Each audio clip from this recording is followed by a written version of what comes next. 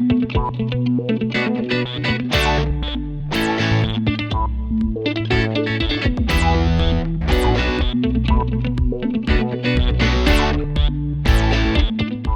están? Bienvenidos a un nuevo capítulo en Hablemos de Salud. Sabía que producto de la pandemia de coronavirus, la donación de sangre disminuyó en un 40% en la región. Esto de acuerdo a información que proporciona el Servicio de Salud del Maule. Para abordar este tema, en esta ocasión nos acompaña Marcela Vázquez, directora de la Escuela de Tecnología Médica de la Universidad de Talca. Marcela, muchas gracias por acompañarnos.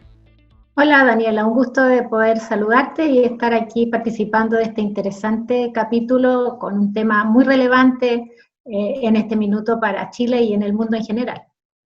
Sí. Bien, Marcela, con esta disminución de un 40% aproximadamente, ¿qué consecuencias tiene? ¿Cuáles son los efectos? ¿Hay preocupación al respecto? Bueno, este es un efecto, como decía, que se ha vivido en todo el mundo. A raíz de la pandemia, a raíz del llamado que nos han hecho todas las autoridades, ¿cierto?, a permanecer en casa, los riesgos que tenemos o los miedos de contagio. No obstante, la situación es súper clara. Nosotros hoy día estamos hablando del coronavirus como si fuera la única enfermedad que está afectando a las personas, a los ciudadanos, y eso no es así.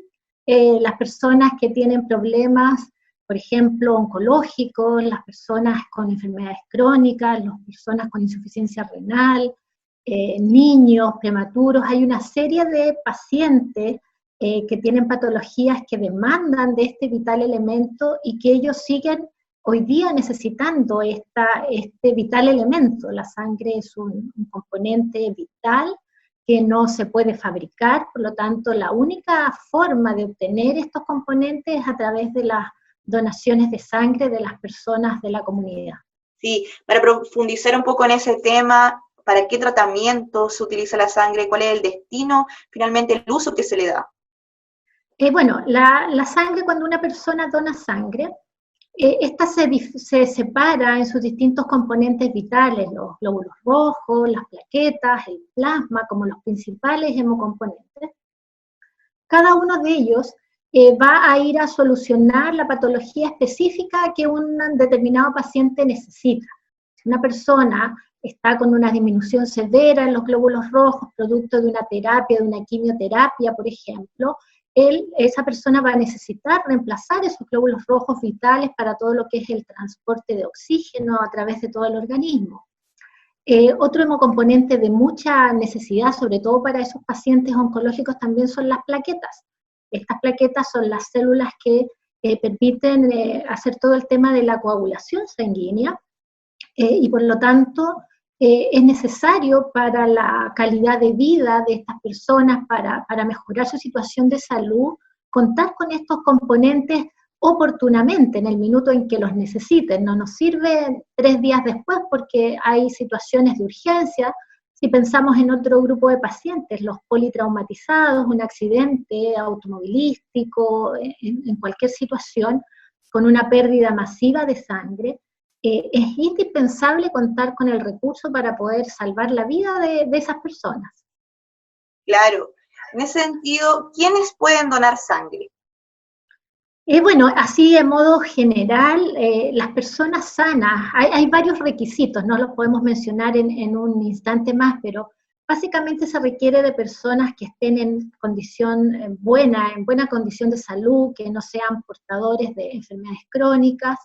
Hablamos de un rango de edad, personas entre 18 y 60 años es el rango, también de un peso mínimo de 50 kilogramos, no estar en ayunas mayor a 5 horas, y estar, como les decía, en condiciones óptimas de salud, toda vez que la idea es que esta donación de sangre no cause problemas y perjuicios a la persona que está donando. Ahora, en ese sentido, hay que estar muy tranquilos porque se hace un proceso de selección, de selección de esa persona que va a donar sangre de manera tal de evaluar muy bien las condiciones, ¿cierto? Si la persona cumple los requisitos por la seguridad propia y también velando por la seguridad de ese componente respecto de la persona que va a recibir la sangre, de los receptores que llamamos técnicamente. Entonces, es un proceso muy riguroso, siempre se hace de esta forma, no tiene que ver con la pandemia, ¿no? El proceso de selección de donantes de sangre incluye una etapa de una entrevista con un profesional en un ambiente confidencial, donde se hace una serie de preguntas del estado general de salud, de sus visitas al médico, de sus conductas de riesgo sexual, de la ingesta de medicamentos, podríamos englobar en ese rango las preguntas que se hace un examen físico también para ver los signos vitales de temperatura, presión, peso, y luego si todas esas condiciones están aptas de acuerdo a los protocolos que están, digamos, aprobados a nivel nacional para la selección de donantes, la persona pasa a la etapa siguiente, que es la extracción de sangre propiamente tal, la flebotomía. El proceso completo tarda unos 20 minutos a media hora, y es perfectamente, digamos, la persona que es seleccionada con todos estos criterios, en general no tiene ningún inconveniente una vez finalizada la donación de sangre. Perfecto, entonces existe todo un proceso para hacer la donación. ¿Qué se recomienda primero? ¿Hay que ponerse en contacto? ¿Hay que pedir alguna hora para donar sangre? Sí, hoy más que nunca lo que nos están indicando tanto en la región del Maule como en todos los lugares donde se colecta sangre, porque quiero mencionar que este es un problema a nivel nacional, ¿ok? Hoy día la falta de sangre, el ministro de Salud hace unos días atrás hizo un llamado al momento de dar el balance diario, por lo tanto es un problema nacional. En el caso de Talca se está pidiendo reservar horas, un poco para tomar todas las medidas de resguardo para la comunidad y evitar los riesgos de contagio de coronavirus.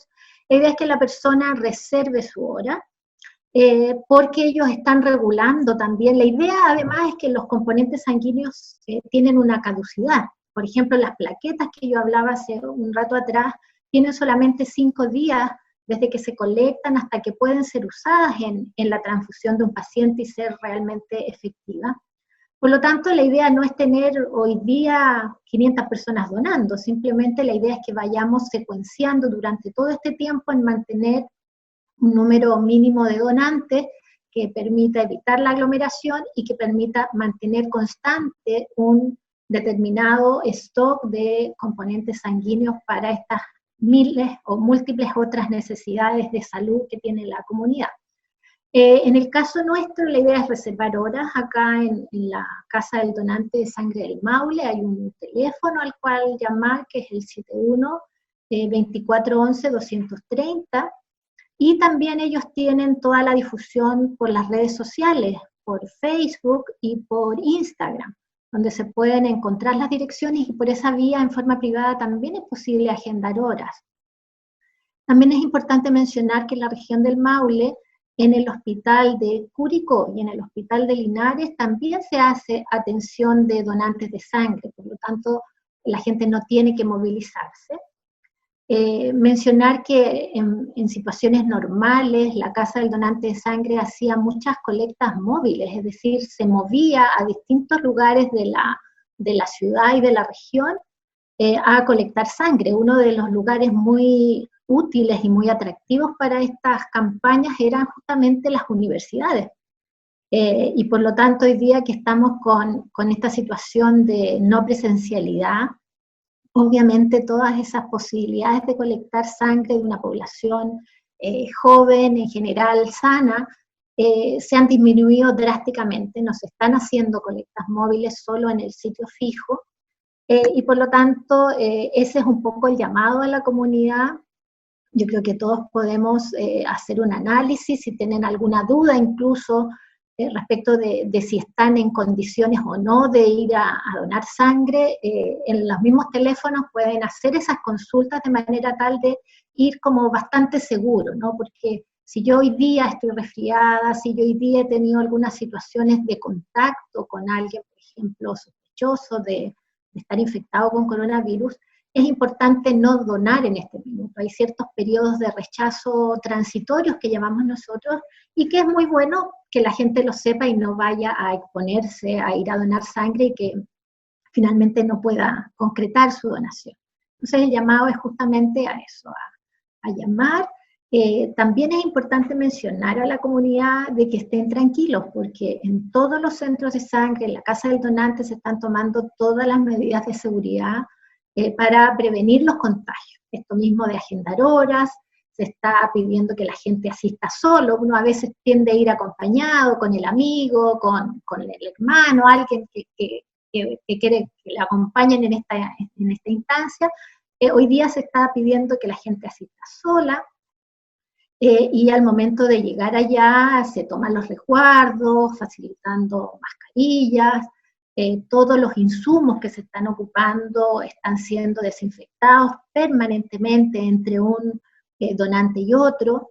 Entonces, la verdad es que en ese sentido hay que quedarse tranquilo de que los riesgos son mínimos, como, digamos, no hay un riesgo adicional de poder contagiarse por ir a donarse. Claro, hay que tomar las precauciones al respecto, ¿cierto? Usted mencionaba algunos lugares, pero en total, ¿cuántos centros de sangre tenemos en la región? O sea, a ver, es importante mencionar ahí que en la región como centro de sangre, en el concepto técnico, no existe ninguno. Hoy día Chile, hace unos años, generó un cambio en su organización respecto de los bancos de sangre. Hoy día hay 4 centros de sangre en el país, uno en Santiago, uno en Concepción, en Valparaíso y en Puerto Montt. Y ellos son donde se procesa la sangre. Se colecta sangre en muchos lugares. Nosotros estamos centralizados con Concepción. Por lo tanto, la sangre se colecta acá, pero se envía a Concepción a todo el proceso de fraccionamiento, que es lo que yo mencionaba al inicio, de separar los distintos componentes sanguíneos, y todo lo que son los estudios tanto inmunohematológicos como de serología microbiológica, porque todas las unidades son estudiadas para detectar anticuerpos contra distintos agentes infecciosos que se transmiten por la sangre, y por lo tanto se hacen estudios para asegurar esa seguridad transfusional, más allá de todo lo que es el proceso de la entrevista, que es el primer filtro en resguardo de la seguridad microbiológica del hemocomponente, pero independiente de todo eso, se hacen estos exámenes, y eso se hace en Concepción. Por lo tanto, de Concepción a Talca vuelven hemocomponentes ya procesados, etiquetados, que llamamos nosotros en el fondo listos en condiciones para ser transfundidos, y desde el centro de la Casa del Donante de Sangre del Maule distribuyen a los distintos hospitales de la región como centro de distribución. Y eso es un poco como está organizado hoy día el Sistema Nacional de Sangre en Chile.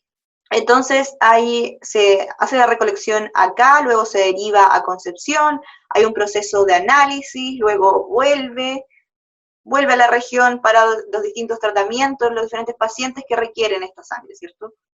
Exacto. Desde la Casa del Donante se distribuye a los hospitales regional de Talca y a los otros hospitales de la región, quienes mantienen los stocks necesarios, dependiendo del tipo de hospital, de la complejidad, se hacen los cálculos de los stocks mínimos que tiene que mantener cada hospital en lo que llamamos internamente ahí las unidades de medicina transfusional, que son las encargadas propiamente tal de realizar la terapia transfusional, es decir, ellos están en contacto con los pacientes que requieren de los distintos componentes sanguíneos y poder entregarles en forma oportuna, en tiempo y en cantidad, los componentes que se están demandando. Hay ciertos mitos que nos gustaría derribar, por ejemplo, que las personas con tatuajes no pueden donar sangre, ¿es así?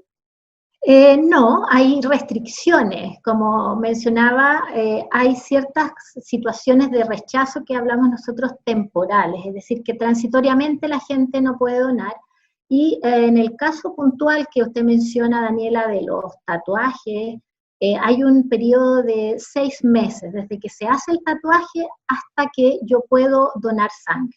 No es un rechazo definitivo, solamente por 6 meses, se hace este tiempo de esperar. Eso tiene una explicación de los riesgos que podría haber tomado esa persona al hacerse el tatuaje. En teoría se usan equipos y agujas desechables que se ocupan solo con un paciente, no paciente en este caso, con un cliente, pero eso no siempre puede ser tan así, y una forma de resguardar la posible infección que la persona pudiese haber adquirido producto del tatuaje o de la acupuntura es esperar 6 meses, de manera tal que si hubo algún contagio, el organismo ha manifestado algún síntoma o bien ha manifestado los anticuerpos en su sistema, ¿cierto?, que permiten detectar que la persona está en riesgo de potencial de que su componente sanguíneo infecte al receptor de la sangre. Perfecto. Otro mito: las personas con diabetes o hipertensas tampoco pueden donar. Eso tampoco es del todo correcto. La restricción que hay, por ejemplo, en el caso de los diabéticos, solo los diabéticos que son insulinodependientes están excluidos como donantes de sangre. O sea, las personas que tienen que inyectarse insulina para mantener sus niveles de glicemia. Las personas que se controlan, ya sea solo por dieta o con medicamentos de ingestión oral, pueden donar sin ningún problema, y lo mismo en el caso de los hipertensos. Independiente que estén tomando medicamentos, si al momento de acercarse a hacer la donación su presión sanguínea está dentro de los rangos que se permiten para donar, pueden ser aceptados sin ningún problema. Perfecto. Otro mito es que las personas que consumen alcohol o marihuana tampoco pueden donar sangre. ¿Es así? Bueno, en ese caso hay una restricción, un rechazo de 12 horas. No sé, dentro del proceso de selección expresamente preguntan cuántas horas durmió y si uno bebió alcohol en las últimas 12 horas. Ese es el periodo de rechazo que se tiene. No obstante, solo hacer la salvedad, que siempre se indaga si es que esta conducta es algo permanente, que pudiese causar un riesgo ya permanente como de adicción, en el cual podría asociarse a otras conductas de riesgo, más bien de las conductas sexuales, y por eso a veces se mezclan las dos cosas. Pero si es una ingesta esporádica, algo que no se asocie a riesgos de conducta sexual, la verdad es que son las 12 horas que se establecen como de abstinencia en el fondo para poder hacer una donación. Perfecto. Usted ya lo mencionaba, el proceso de donación es bastante breve, no más allá de 20 minutos, media hora. ¿Qué precauciones hay que tomar luego de que una persona donó sangre? Bueno, siempre el equipo de salud que la atiende da y entrega incluso por escrito todas las recomendaciones posteriores. Sin embargo, siempre son cuidados menores que tienen que ver con incrementar la ingesta de líquido. Cuando donamos sangre, no hemos dicho, son del orden de 450 ml de sangre que se sacan en cada donación. Y por lo tanto, la recomendación luego es incrementar mucho la ingesta de líquido por las siguientes 24 horas, resguardar, tener un cuidado con el brazo donde se realizó la punción, de no hacer fuerzas excesivas por las siguientes 12 horas, mantener incluso el parche que se pone por unas 5 a 6 horas, evitar de fumar, y básicamente son esas las indicaciones. Y sí, algo muy importante que no hemos mencionado, que también hay que, si uno dona sangre, hay un periodo de 3 meses para los hombres y de 4 meses en el caso de las mujeres, en que no se puede volver a donar sangre, justamente para dar tiempo al organismo a que todas sus células sanguíneas, glóbulos rojos principalmente, se recuperen, lleguen a los niveles normales. La pérdida de sangre que se ha obtenido por la donación no va a generar un problema fisiológico en la persona, pero sí es conveniente dar un tiempo para recuperación antes de volver a hacer una nueva donación de sangre. Perfecto. Los hombres entonces cada 3 meses y las mujeres cada 4. Cada 4 meses, exactamente. Perfecto. ¿Tiene algunos beneficios esta acción? Bueno, el principal beneficio es justamente la satisfacción personal que uno siente de estar ayudando altruistamente. No hemos hablado de ese tema. En Chile, desde hace un tiempo, se está trabajando mucho en lo que es la donación voluntaria de sangre, porque antiguamente, bueno, y todavía persiste mucho este tema de la donación de familiar o de reposición, en el cual cuando yo tengo un pariente enfermo, alguien que está necesitando donar sangre, entonces yo voy y dono a nombre de esa persona. Eso, la verdad es que todavía coexisten los dos sistemas, pero hay compromisos y desafíos que se han puesto desde la Organización Mundial de la Salud de que todo el mundo, acá en Latinoamérica especialmente, podamos avanzar hacia incrementar los porcentajes de donación voluntaria.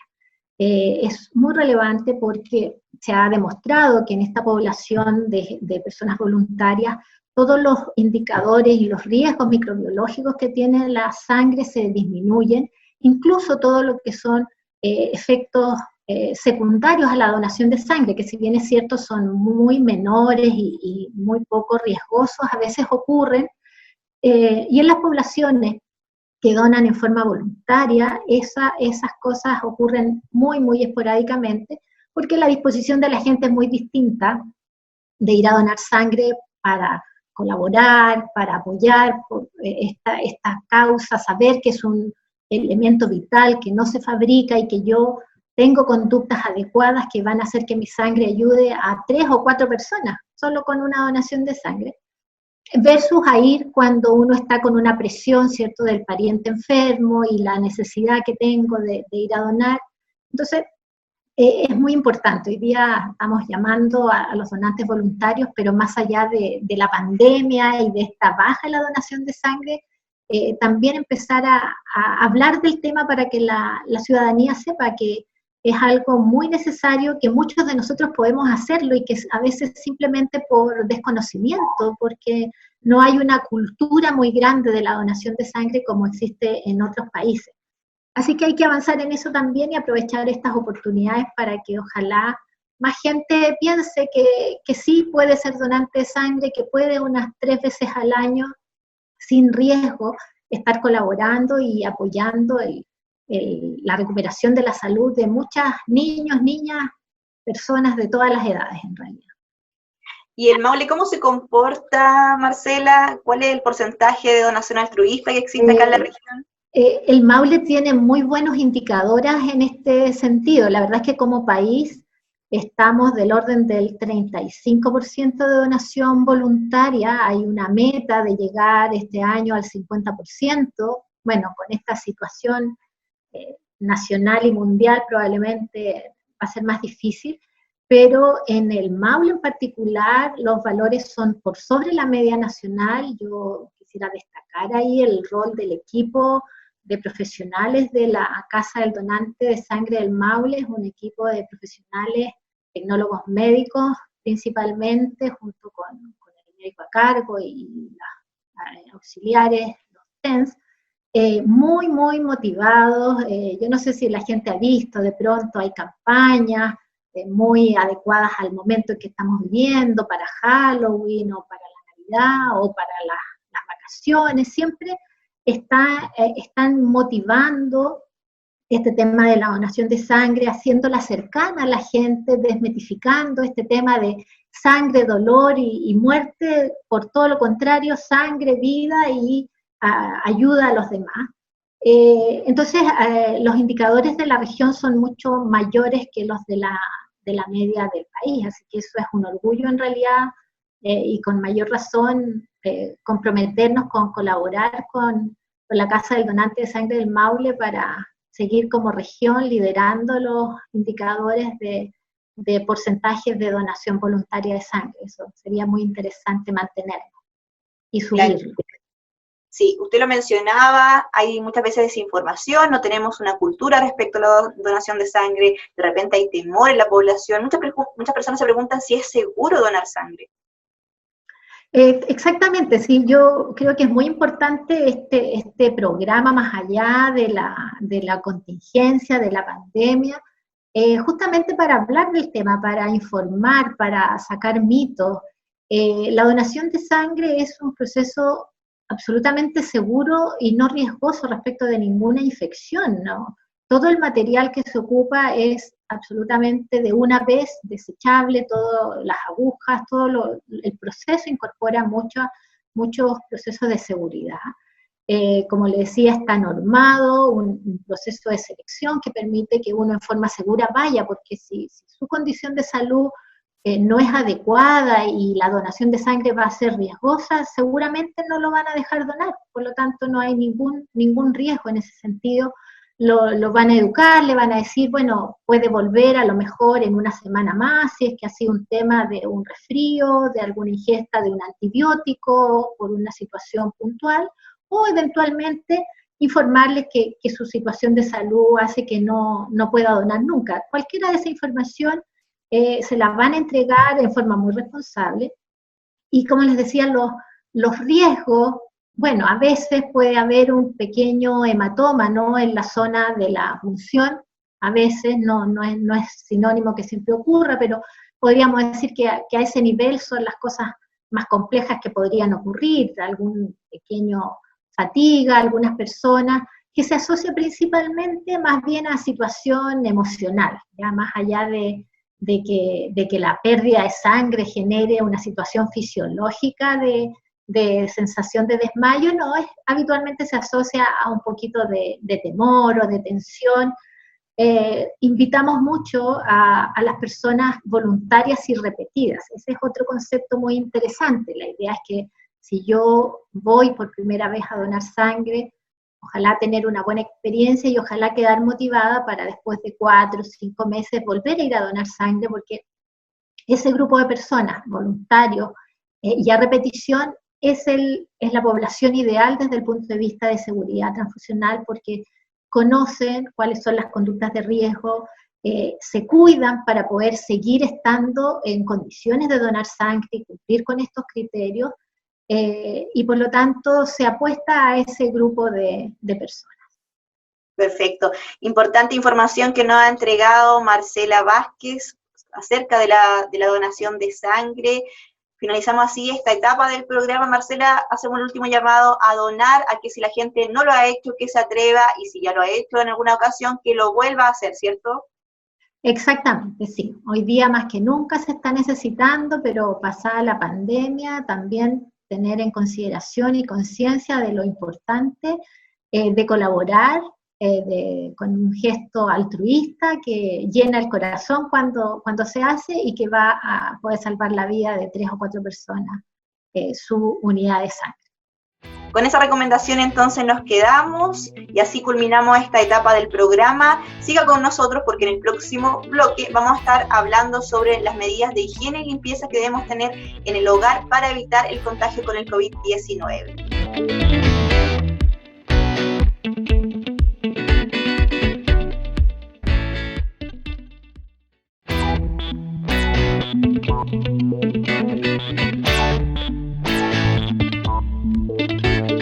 Ya estamos de regreso en el segundo bloque de nuestro programa, y una buena forma de prevención frente al COVID-19 es evitando precisamente el contacto con el virus. Existen varias medidas preventivas de fácil aplicación y que nos van a permitir disminuir el riesgo. Para hablar de aquello nos acompaña Carla Toro, académica del Departamento de Bioquímica Clínica e Inmunohematología de la Universidad de Talca. Carla, muchas gracias por acompañarnos.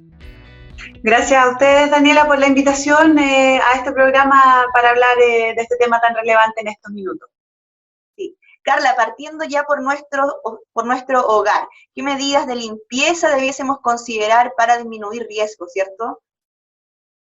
Limpieza en el hogar, hay varias medidas. En estos minutos las personas se están abocando en los supermercados a comprar muchos insumos para limpiar la casa, pero de acuerdo a lo instruido por el Ministerio de Salud aquí en Chile y dictaminado por la Organización Mundial de la Salud, basta con que nosotros utilicemos una solución de cloro al 0,1%, que es muy sencilla de preparar para poder desinfectar nuestro hogar, sobre todo en estos instantes donde nos afecta la pandemia del COVID-19. Es una solución económica, fácil de preparar, que potencialmente pudiera estar en todas las casas, porque yo creo que en todas las casas hay cloro y no necesitamos de otros tipos de desinfectantes más sofisticados en aerosol o de costo más elevado, que en estos minutos están siendo de alta demanda para poder hacer este proceso de desinfección.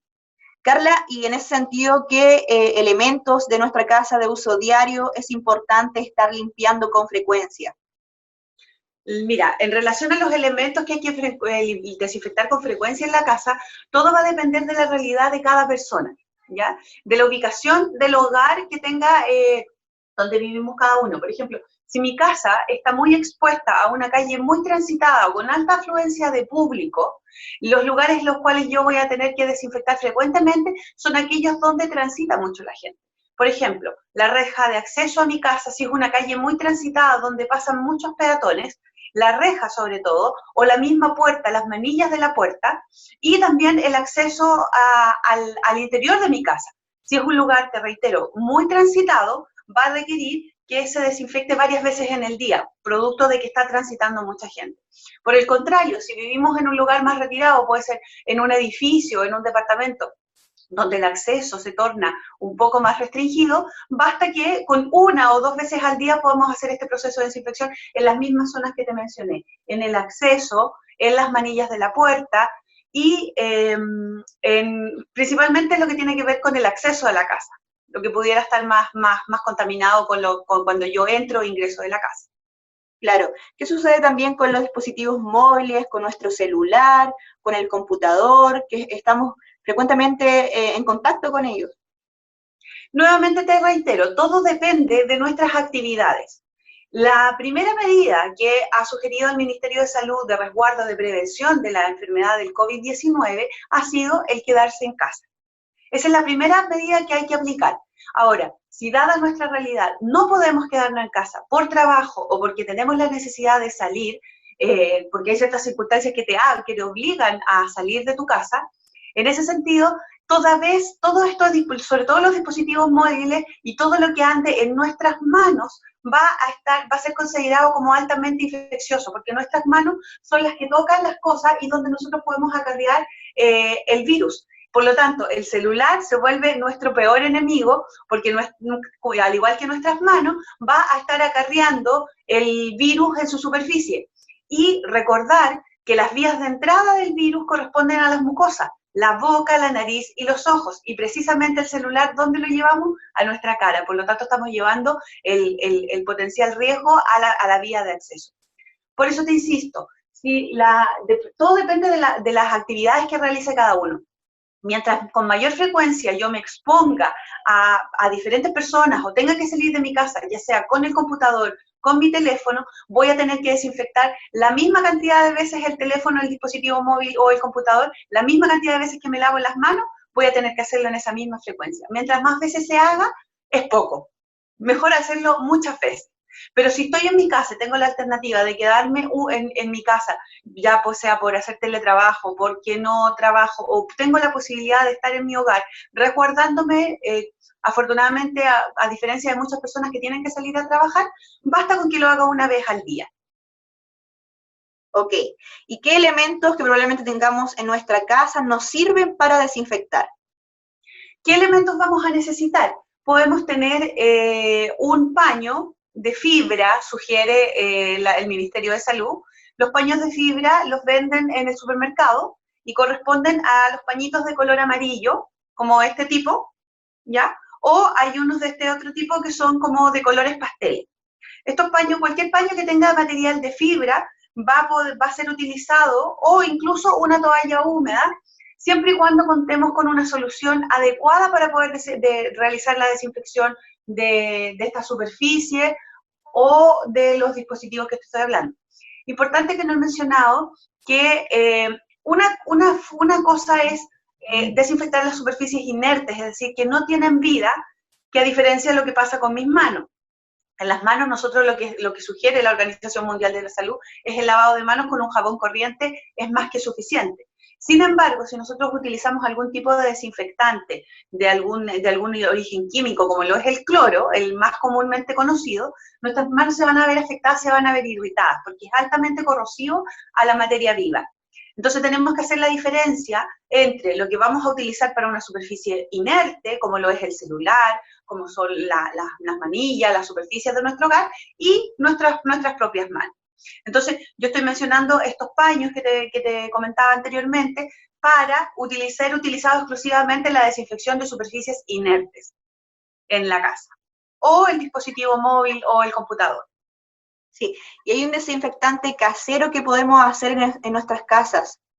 ¿Tú nos podrías explicar sobre eso? ¿Qué elementos debiésemos considerar para hacerlo?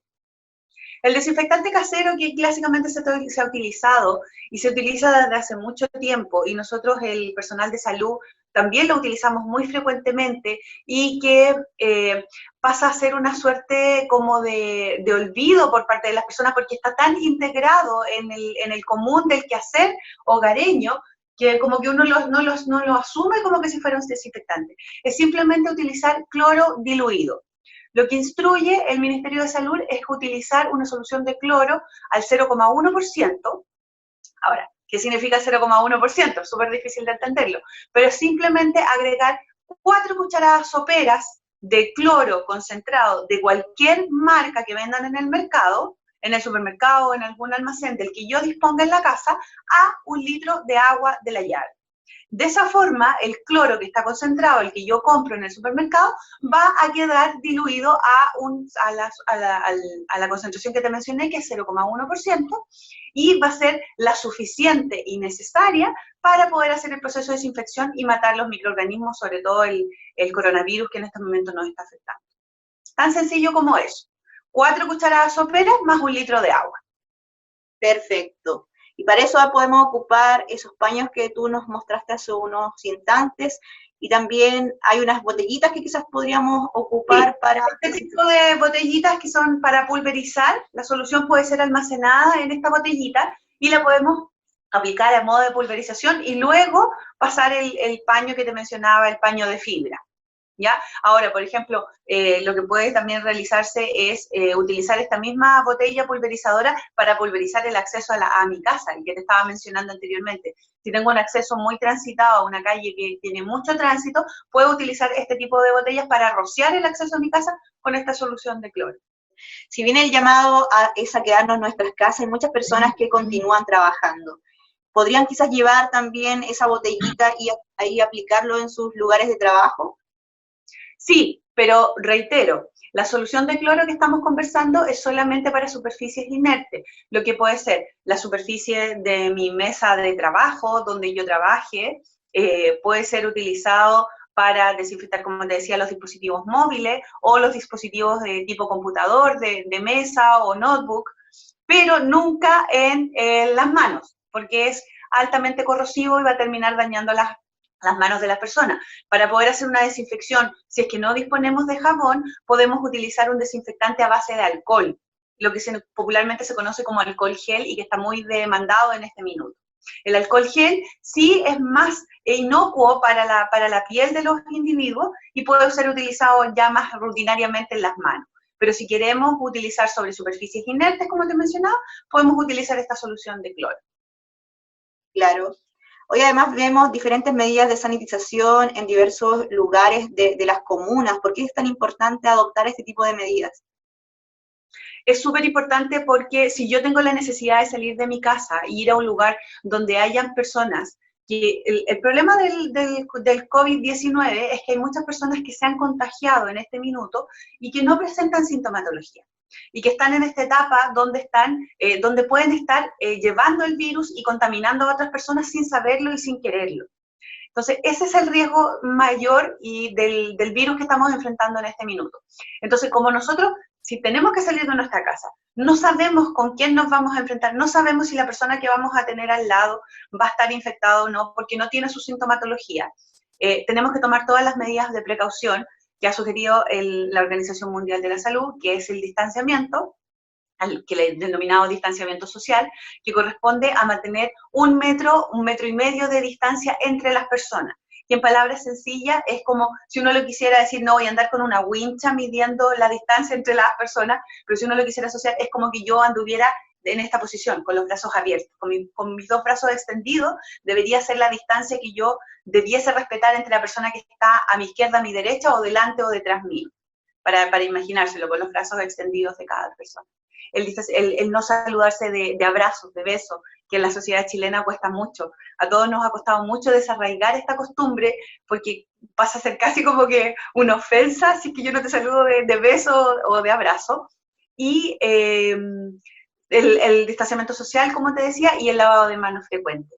Entonces, como nosotros tenemos que salir de nuestro hogar y si hacemos estas medidas, pero a pesar de eso, no sabemos si las otras personas portan el virus, no estoy diciendo que vayan a estar enfermas ni abusando a todas las personas, pero como no hay una sintomatología clara y por el propio desconocimiento del individuo, podemos estar exponiéndonos a adquirir el virus de alguna forma. ¿Y qué medidas podríamos tener o podríamos tomar llegando a nuestra casa una vez que hemos salido? Se sugiere, hay muchas experiencias en el extranjero que sugieren que dejar en la entrada de la casa los zapatos es una buena alternativa, porque como el virus es un virus más o menos de tamaño grande para un virus, estamos hablando de una célula microscópica, pero es grande, por lo tanto cuando el virus sale del organismo con el cual está infectando, y a través del estornudo o de las gotitas de saliva, el virus inmediatamente cae al suelo. Se dice que el virus inmediatamente cae al suelo porque es muy pesado.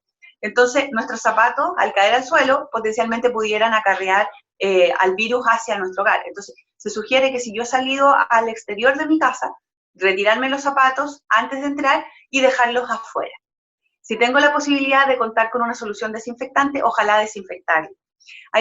O si no, depositarlos dentro de una bolsita, si es que no tengo la posibilidad de dejarlos fuera de mi casa porque es muy complejo dejarlos fuera de mi casa, echarlos al interior de una bolsa antes de ingresar a la casa y una vez en el interior de mi casa, dejarlos en el interior de la bolsa hasta volver a utilizar. Ahora, claro, una medida que yo podría sugerirle, que es como una idea que aplico yo con mi familia y sobre todo con mi marido, que él continúa trabajando, es utilizar capas de ropa. ¿A qué me refiero? Por ejemplo, yo me pongo una ropa abajo y encima tratar de colocarme una chaqueta o una blusa, algo que sea de fácil desprendimiento. ¿Qué estamos haciendo con esto? Vamos a tratar de que la prenda externa, la prenda que queda más en el exterior, va a ser nuestra suerte de delantal, similar a lo que hacen los funcionarios de salud. Entonces, cuando ingresen a la casa, traten de retirarse esta prenda, que sea chaqueta o sea la blusa, cosa de dejarla también afuera, cosa que cuando yo entre, la prenda que estaba más abajo, si es que no, porque no voy a quedar desnuda en la puerta de mi casa, voy a entrar sin contaminación y todo lo que potencialmente pudiera estar contaminado lo puedo dejar afuera. Y de la misma forma con los zapatos, si no tengo la posibilidad de lavar esa prenda inmediatamente, la echo adentro de una bolsa hasta que pueda hacer el proceso de lavado con detergente común y corriente. Sí, eso te iba a preguntar, ¿cuánto tiempo debemos considerar que dejamos la prenda, los zapatos afuera? ¿Cuánto tiempo debe transcurrir para luego lavar, por ejemplo? No hay problema, mira, en el caso de las ropas, cuando tú las echas a lavar, lo importante es no volver a utilizarla estando dentro de la casa, porque la premisa es dejar lo que utilizamos con riesgo de adquisición del coronavirus fuera de nuestra casa, no ingresarlo a nuestro hogar. Entonces, tú lo puedes dejar dentro de la bolsa hasta cuando vayas a lavar. En el caso del calzado, tú puedes tomar la solución de cloro o algún desinfectante que dispongas en la casa de estos químicos, aplicarlo sobre el calzado y inmediatamente va a estar reutilizable, por así decirlo. No hay un tiempo establecido como para decir tantos segundos o tantos minutos necesito para que esto quede desinfectado. Basta con aplicarlo, la solución es bastante efectiva, la que habíamos mencionado del cloro al 0,1%, que va a hacer su función. Una vez aplicada va a hacer su función. Sí. Hay muchas personas que además están yendo al supermercado, al negocio. ¿Qué pasa con los productos que nosotros ingresamos a nuestro hogar? Como sugerencia, y como todo utensilio que potencialmente haya estado en contacto con personas, porque el supermercado es un lugar muy concurrido en este momento, si bien ha bajado la cantidad de personas que concurren al supermercado, y por este mismo, te reitero, por este mismo desconocimiento de personas, de que existen personas asintomáticas que están portando el virus y que lo están llevando a los lugares que ellos, donde ellos concurren sin saberlo, sin intención de transmitirlo, potencialmente los productos que nosotros compramos en el supermercado también debiesen ser tratados de la misma forma, como potencialmente infectados. Por lo tanto, hacer el proceso de desinfección de aquellos utensilios que sea posible realizarlo. Por ejemplo, llegar a la casa cuando compramos verduras, frutas, inmediatamente lavarlas. Con esta solución a cloro al 0,1%, se puede lavar la fruta y la dejamos inmediatamente lavada, al igual que las verduras. En el caso de los alimentos que venden en el supermercado, sobre todo los que son de tipo no perecible, los que traen un envase que protegen el alimento, podemos utilizar este paño que te mencionaba yo, empapado con esta solución de cloro, y pasarlo por el exterior hasta el momento de utilizar. Insumos como el pan, como, no sé, otros que no tengan un envase y que sean dificultosos de desinfectar, va a ser más difícil. Solamente podríamos desinfectar el envase donde viene, la bolsa donde yo puedo depositarlo. Las bebidas líquidas, los jugos, podemos pasar por el borde externo, esta misma solución con cloro, un pañito, pulverizarlos, sí que tenemos un pulverizador, pero lo importante es la premisa que todo lo que está afuera de mi casa potencialmente está contaminado en este minuto. Por lo tanto, mientras más medidas de resguardo, mientras más medidas de desinfección, mientras más medidas de lavado yo realice, mejor va a ser para la prevención de la adquisición de la enfermedad que en este minuto nos está atacando. Entonces, aquí hay un dicho que se dice que es menos es más. Aquí, en este sentido, para enfrentar al coronavirus, más es mejor. Mientras más se pueda, nunca va a ser poco, siempre va a ser mejor mientras más veces lo hagamos. ¿Hay elementos de mayor riesgo? ¿De cuáles? ¿De los que están en el supermercado o de qué tipo? En general, en nuestra casa, en el supermercado. Bueno, los elementos de mayor riesgo en este minuto, dependiendo de mis actividades, el celular es un elemento muy, muy riesgoso. Las llaves de la casa, aunque uno no lo crea, las llaves de la casa, cómo se manipulan con las manos. Todo lo que toque en nuestras manos en este minuto, nuestras manos son las riesgosas. Todo lo que yo manipule con las manos se transforma en riesgoso, porque las manos van a ser lo que van a acarrear el microorganismo hacia las vías de acceso, que te reitero, es la boca, la nariz y los ojos. Entonces, como mis manos se pueden acercar y mis manos son el mecanismo acarreatorio, mis manos son lo peligroso. Y todo lo que toque mis manos potencialmente, o las manos de otra persona, van a ser potencialmente riesgosos. No podría decirte que si hay uno más o uno menos. Y todo depende de las actividades de cada uno. Si yo estoy muy expuesta al contacto frecuente, por ejemplo, una persona que trabaja de cajera en un supermercado, ella está altamente expuesta al contacto con personas y todo su entorno es riesgoso. Pero si tengo, me pongo en el caso yo que estoy haciendo trabajo desde mi casa, afortunadamente, que tengo la posibilidad de hacerlo, mi riesgo está, pero es mínimo, porque estoy solamente en mi casa. Entonces todo depende de la actividad que vayamos desarrollando. Pero sí, nuestro peor enemigo en este minuto son nuestras propias manos. Sí, y por eso se recomienda estar lavándolas con frecuencia, ¿cierto? Por eso las dos recomendaciones principales son el quedarse en casa o el distanciamiento social y el lavado de manos frecuentemente, 10, 15 veces las que sean necesarias, no importa que se considere que es una exageración. Frente a esta epidemia que nos está atacando, mientras más veces se realice tanto la desinfección de los utensilios o de la superficie donde yo me desempeño, como el lavado de manos, mejor va a ser para realizar una buena prevención. Y estando en el hogar, ¿qué pasa con los juguetes de los niños? ¿También hay que tener ojo ahí?